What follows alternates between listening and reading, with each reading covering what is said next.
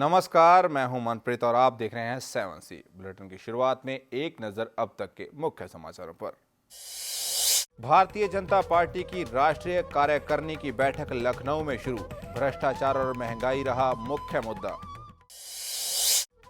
हरियाणा के पूर्व मुख्यमंत्री चौधरी भजन लाल का निधन। हिसार के राजेंद्र अस्पताल में ली अंतिम सांस। हरियाणा सरकार ने 3 दिन के राष्ट्रीय शोक की घोषणा।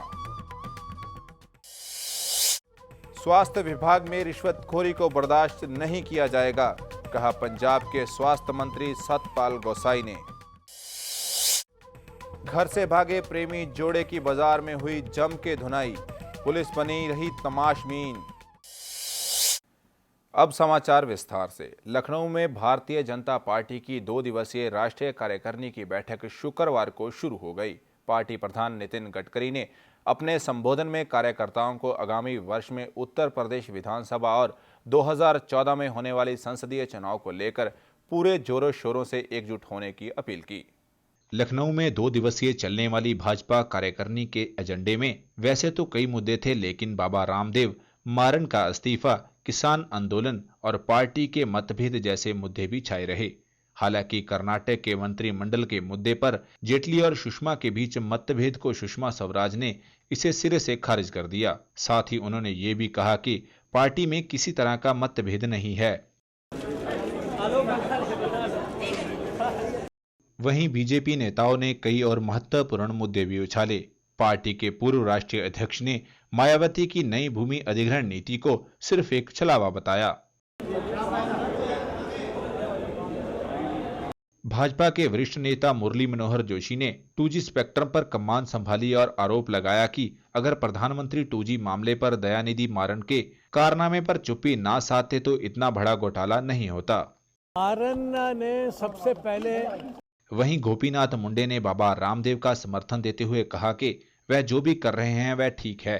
साथ ही उन्होंने ये भी कहा कि काले धन का यह विषय हमने घोषणा पत्र में लिया था। वो लड़ाई लड़ रहे हैं वो ठीक है, और काले धन का ये विषय हमने घोषणा पत्र में लिया था। आडवाणी ने मुद्दा हमेशा उठाया, लेकिन सरकार काले धन को देश में लाना नहीं चाहती। सरकार ने उसके लिए कोई प्रयास नहीं। प्रभाकर दत्त शुक्ला, 7C, लखनऊ।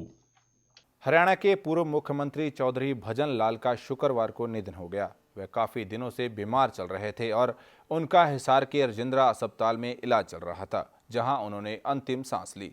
भजन लाल के निधन पर हरियाणा सरकार ने 3 दिन के राष्ट्रीय शोक की घोषणा की है। हरियाणा के पूर्व मुख्यमंत्री एवं हरियाणा जनहित कांग्रेस के संरक्षक चौधरी भजन लाल ने शुक्रवार को हिसार के रविंद्र अस्पताल में अंतिम सांस ली। डॉक्टरों के मुताबिक भजन लाल काफी समय से बीमारी से जूझ रहे थे और अस्पताल में उनका इलाज चल रहा था। डॉक्टर रमेश कुमार ने बताया कि भजन लाल का निधन शायद हार्ट अटैक से हुआ है। उन्होंने कहा कि काफी देर तक उनका इलाज किया गया, लेकिन वे उन्हें बचा नहीं पाए। हम लोग कोशिश कर रहे थे उनको बेहतर से बेहतर सर्विस देकर उनकी लाइफ को सेव करने के लिए बीच में प्रोग्राम बना के एक बार उनको दिल्ली शिफ्ट करें मैदान था कि उसकी भी तैयारी चल रही थी साथ साथ। लेकिन हार्ट कंडीशन काफ़ी हार्ट की उनकी कमज़ोर थी और अभी 1-2 घंटे पहले भी उनको बीच बीच में बीटी हमारी भाषा में अर्जिमियाज होते हैं वो हुए, डीसी शॉक वगैरह लगाए, लेकिन फाइनली हम उनको नहीं बता सकते। हार्ट अटैक वो दोनों चीज़ें हो सकती हैं क्योंकि अब इतने इन्वेस्टिगेशन नहीं हो पाए इस हालत में उनके। चौधरी भजन लाल के निधन पर जहां हरियाणा जनहित कांग्रेस के कार्यकर्ताओं में मातम छा गया, वहीं हरियाणा सरकार ने 3 दिन के राजकीय शोक की घोषणा कर दी है। Bureau report, 7C, Hisar. Punjab के स्वास्थ्य और परिवार कल्याण मंत्री सतपाल गोसाई ने कहा है कि स्वास्थ्य विभाग में रिश्वतखोरी को बिल्कुल बर्दाश्त नहीं किया जाएगा। उन्होंने ये भी कहा कि आम जनता की शिकायतें सुनने के लिए हर स्वास्थ्य केंद्रों पर टेलीफोन नंबरों वाले बोर्ड लगाए जाएंगे, जिन पर स्वास्थ्य मंत्री सहित विभाग के आला अधिकारियों के टेलीफोन नंबर लिखे होंगे।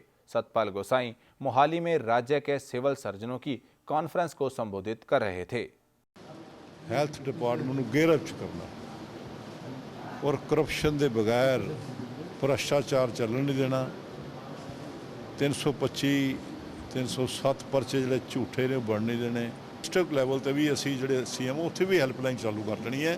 हर CMO के कोल बोर्ड लगे होण, उन्होंने नंबर होण, हर आदमी, कोई गरीब आदमी है उन्होंने पूरी सुविधा मिले।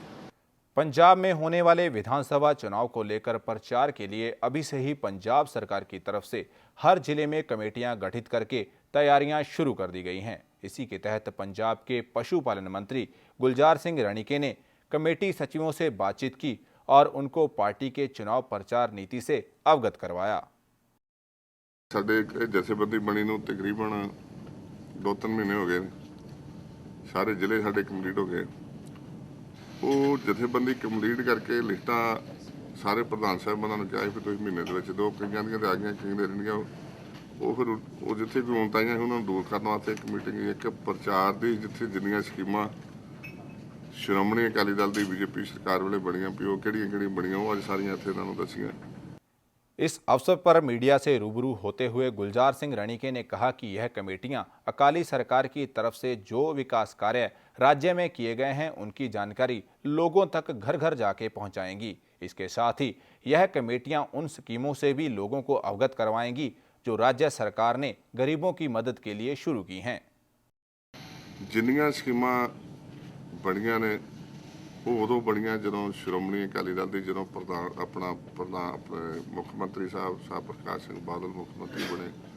69 दे विच जिहड़ी धर्मशाला दी स्कीम 69 च 6 महीने लई बादल साहब मुख्यमंत्री बने, उदों दुख सुख फुल्लण वास्ते गरीबां कोल जगह बैठण नहीं हुंदी नहीं, उदों बनी। पेंशनां दी स्कीम शुरू हुई उदों और 77 च फिर बादल साहब मुख्यमंत्री बने।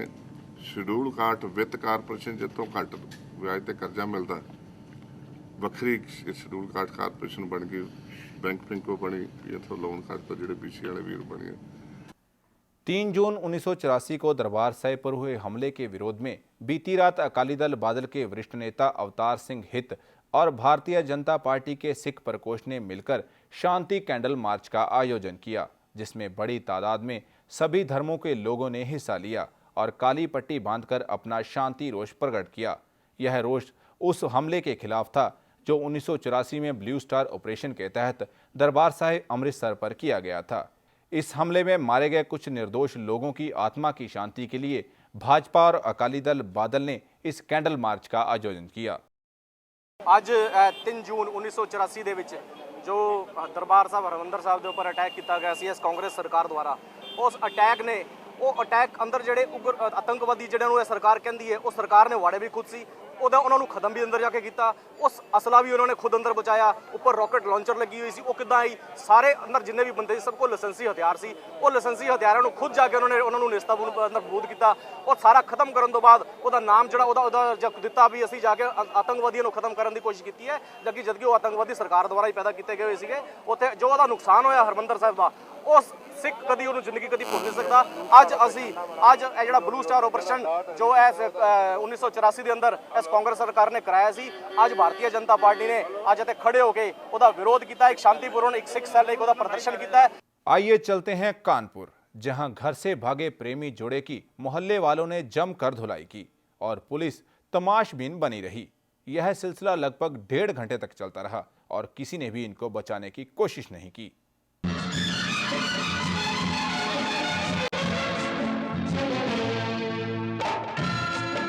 कानपुर में घर से भागे एक प्रेमी जोड़े को लड़की के घर वालों ने पकड़कर उसकी शरेआम पिटाई की और मौके पर पहुंची पुलिस तमाशा देखती रही।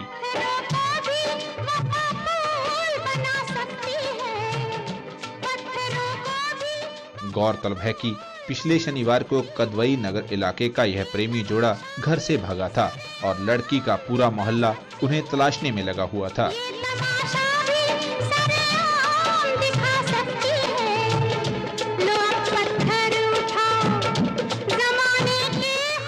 प्रेमी जोड़े को लड़की के घर वालों ने उस समय काबू कर लिया जब वे किसी काम से हेड पोस्ट ऑफिस आए हुए थे। तब लड़की बुर्के में और लड़के ने रुमाल से मुंह ढक रखा था। इन तमाम उपायों के बावजूद भी लड़की के मोहल्ले वाले उनका पीछा करते हुए पहुंच गए और उन्हें पहचान लिया और फिर खूब पिटाई की। पोस्ट ऑफिस के सुरक्षा कर्मियों ने परिसर में हो रहे इस तमाशे को खत्म करने के लिए सबको बाहर निकाल दिया, लेकिन लड़की के घर वाले दोनों की पिटाई करते रहे और चौराहे पर मजमा लगा दिया। ऐसे में पुलिस भी वहां पहुंच गई, लेकिन दौर चलता रहा। पुलिस के सामने लड़की का कहना था कि वो बालिग है और अपने प्रेमी के साथ रहना चाहती है। जी हम 10 साल से इनसे प्यार करते थे। हम इन्हीं से शादी करना चाहते थे। मेरे माँ बाप कहीं और शादी कर रहे थे मेरी, तो हम इनके साथ में 28 तारीख को निकल के जा चुके थे रात में 8 बजे। और ये धीरे धीरे पापा को ये अपने दोस्त से बताते रहे, खबर करते रहे कि हम यहाँ पर हैं, ये कर रहे हैं, वो कर रहे हैं। तो वो भी वकील था, सुनील नाम है उसका। वो अब हम लोगों को बुलाया था कि हम लोग कोर्ट मैरिज आपकी करा देंगे। जी हाँ, मैं इन्हीं के साथ रहना चाहती हूँ। हाँ, कुछ भी हो, मैं इन्हीं के साथ रहूँगी। लड़की के पिता का कहना है कि उनकी बेटी अभी नाबालिग है और जिसके साथ वो भागी है वह गैर बिरादरी होने के अलावा शादीशुदा और 2 बच्चों का बाप है। अरे अब क्या बताऊँ मैं, मेरा 15 तारीख को बारात थी लड़की की, 15 तारीख को शादी थी और ये उसी में खूरखार करता रहा। पता नहीं क्या कर दिया लड़की को, एकदम का दिमाग किया कर दिया। और ये शादीशुदा 2 लड़कों का बाप है। वो कहता है कहीं विधायक की गाड़ी चलाते हैं, कहीं कहता है सीओ गाड़ी चलाते हैं, ये करता है। जी शादीशुदा थे, अब नहीं। जी हम रहना चाहते हैं, रहना लेके भागे थे। जैसे काय के लिए भागे थे? रहने के लिए तो भागे थे। आज फिलहाल पुलिस ने प्रेमी जोड़े को किसी अनिष्ट की आशंका से बचाने के लिए अपनी अभिरक्षा में ले लिया है और तथ्यों की जांच की जा रही है। चंद्रकांत, 7C, कानपुर। वक्त हो गया है एक छोटे से ब्रेक का। ब्रेक के बाद समाचार और भी हैं, आप बने रहिए 7C के साथ।